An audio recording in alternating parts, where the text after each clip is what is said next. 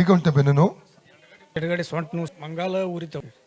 ಬೆನ್ನು ನೋವು ಮತ್ತು ಪಾದಗಳಲ್ಲಿ ಉರಿ, ಭುಜ ನೋವು, ಸರಿ, ಎಡಗಡೆ ಸೊಂಟ ನೋವು, ಎಡಗಡೆ ನೋವು ಈಗ ಉಂಟಾ? ಯೇಸುನ ಅಧಿಕಾರ ನಾಮದಲ್ಲಿ ಸಂಕಪ್ಪದ ಸಹೋದರಿಗೆ ಪ್ರಾರ್ಥಿಸ್ತಾ ಇದ್ದನಪ್ಪ.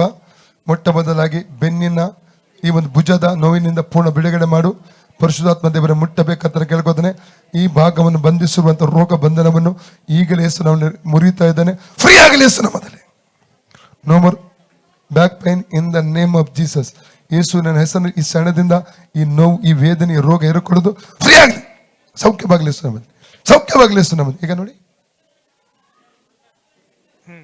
ಹೋಯ್ತಲ್ಲ. ಯೇಸುವೆ ನಮಗೆ ಸೌಖ್ಯ ಕೊಟ್ಟಿದ್ದಕ್ಕಾಗಿ. ಎಷ್ಟು ಸಮಯದಿಂದ ಸೊಂಟ ನೋವಿತ್ತು? ಇದು 4 ರಿಂದ 5 ವರ್ಷ ಆಗಿತ್ತು. ಓ ಪ್ರೈಸ್.